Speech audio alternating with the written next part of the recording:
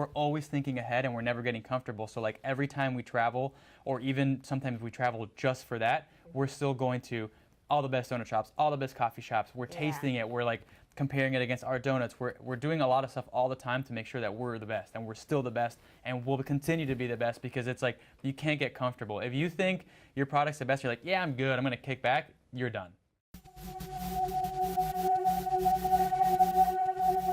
Welcome to today's segment of Made in Dade. Today we have Andy and Amanda, the husband and wife team behind Miami's favorite artisanal donut shop, The Salty Donut. Thank you so much for coming. Thank you for having us. Thanks. So talk to me a little bit about how you guys, like the first steps of how you guys started The Salty Donut. You know, for us, it came about to be very organically. So I've always been in business. I mean, I've always done like the startup life, you know, small businesses, and Amanda comes from a business background as well. And so traveling for my last job and just traveling in general for fun, it became like our thing to do, to kind of seek out these cool donut shops and cool coffee shops in other parts of the country, right? So we'd go and like we'd be yelping, you know, what's the best donut shop in whatever, Orange County, California. And so we'd go to these donut shops, and they were amazing, obviously, but there was these huge lines. All these people are waiting for it, and we're just kind of like, oh my God, is this just like, you know, a fad or a viable business? And so it kind of came to be where I was exiting my last venture, and I didn't really know what I was going to do. And we started putting together a business plan to kind of analyze and see if this was a real business. And we're like, oh my God, I think it is, you know? So. And it didn't exist in Miami, you know? Yeah. And us being like born and raised here, it was kind of like, okay, well, it exists everywhere else, like literally in every state there's some kind of donut. And then we come back to Miami and it's like, oh man, like why did we get the short end of that stick? Yeah. So Well, you know what's funny is like Amanda and I are from Miami, right? So we always used to complain, we still do, about how Miami's like the last one to get all the cool gastronomic trends. So we're like, why do we get the last? Like we're always the last ones to get whatever, a coffee roaster, a brewery, whatever. And so we'd always be complaining, and it's kind of like, we need to do something about it, you know? And so for the first time, it was kind of interesting to be like, we're actually going to do something about the thing that we're always complaining about. You know? What led you to opening your first shop? One day we're just like, we're going to open a donut shop, you know? And we told our parents that, and her parents were like, a donut shop? like Dunkin' Donuts? Like I don't get it. Like that. This is stupid. Yeah. This is dumb, you know? And so we're like, no, we're going to open a donut shop. And her dad's a big mentor to us. So he really helped us a lot, like to polish the business plan and run us through 100,000 scenarios that we hadn't thought of.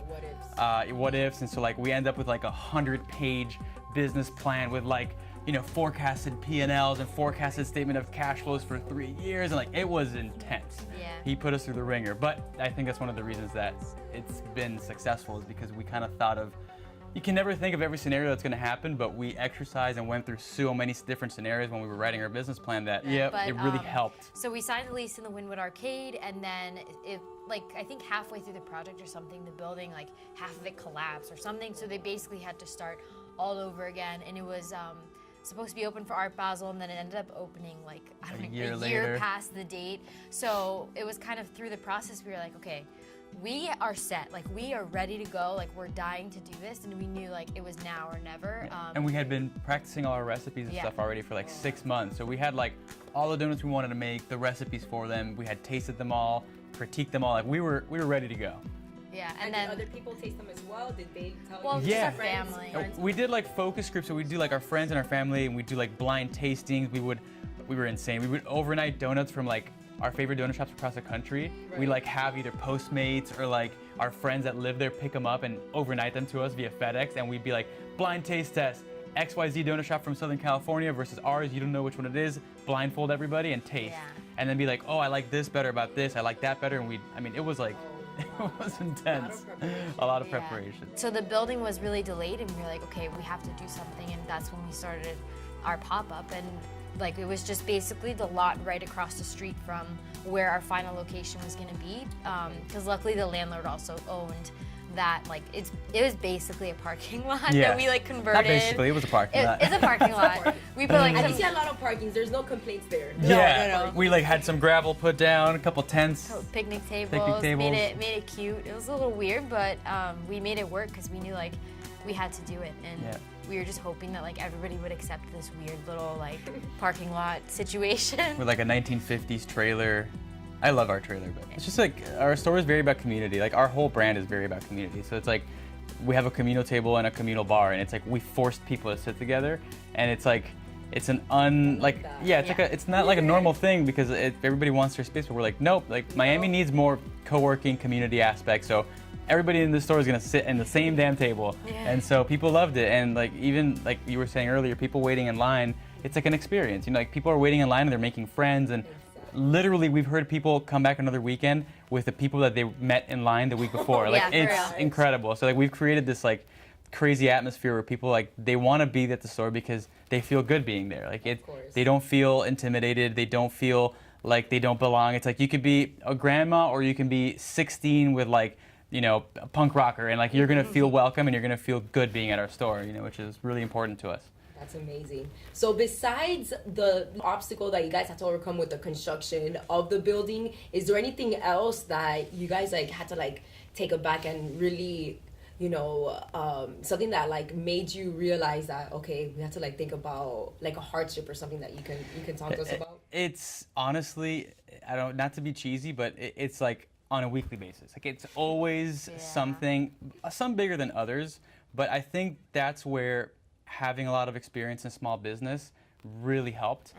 And patience, because we understand some of those hardships that unless you've owned your own small business, like you will not understand. You know, it's like we were only open 3 days a week, and at first it was easy because we had 3, 4, 5 people on staff. But there got to a point where we were at the pop-up only, where we were only open 3 days a week, but we had a staff of 15 people, 16 people that we were working 5 days a week. So we had expenses to cover 5 days a week, only opening 3. So that made it very difficult on our cash flow and being able to do all of those things while still paying like for the build out of the store. I mean, it was really tough. And obviously whenever you have, you know, a growing company, you have a lot of growing pains. So it was like every week, it seemed like it was like, we need more staff. Our fridges are too small. Our fryer's too small. Our fryer broke. Like it's so many little things. The mixer that we got is wrong, and it's like the mixer's too small. It's like I bought the mixer a month ago. What do you mean it's too small? So it's and I remember like taking a picture next to it, like look at this huge mixer. And like, no, it's too small now. Yeah. So all those things really, you know, they're hard, and having so many people, because it's really hard to make a donut. Period. It's also much harder to make a really great donut, and it's darn near impossible to make a really amazing donut with everything being made in house. And you know, we have this new guy that started working for us, which we absolutely love, and he's been involved with a lot of different bakeries before, including some that did donuts. And the first day on the job, he pulled me aside and he's like, "You people are out of your minds." I'm like, "What do you mean?" He's like, "I've never seen somebody that makes pastry cream, strawberry jam, whatever." He's like, "You just buy pastry cream." Butter. Yeah, almond butter. We make our own almond, our own peanut butter. Juice It's our like own pineapples. there's so many people and machinery and things that it takes to do all of that you know, it's hard. You have to really have like a small business mentality, and at the same time have like a very good understanding of like structure and organizational structure and putting people in charge of different things and how you tier them and who reports to who, but still keeping it small, but still keeping it homey. Like it's really hard. What would you guys recommend to somebody that sees you guys and they're thinking about starting their own venture idea, something like? What would you recommend to somebody? I would start it off by saying it is scary. It was scary from day one, and it's still scary sometimes. Yeah. But I think the most important thing is to trust your gut and trust in a process. And it sounds cheesy. People are like, you know, believe in yourself. Like, no, you really have to. When you do something like what we did where it just didn't exist, like you have nothing to trust but yourself. And so I think it's trust your gut, you know, trust your instinct, but back it up with data and back it up with a lot of hard work. So if we wouldn't have spent a year and a half, almost 2 years, gathering information, developing a bulletproof business plan, getting critique from mentors, if we wouldn't have done that and we just went with our gut, we probably would have failed. You know, it's like we trusted our gut because we went through that process of knowing exactly what we wanted to do, how we wanted to do it, what the brand meant to us, what the store should feel like. If you have all your research lined up, then the next step is like you got to take the leap of faith, because if not, you're never going to know if it's going to work or not. Well, thank you guys so much for coming. This is seriously inspirational to me, and I really appreciate it. Thank you for having us. It was a lot of fun. Thank you. Maybe Saturday. Thank you. And thank you guys so much for listening to our conversation today with Amanda and Andy.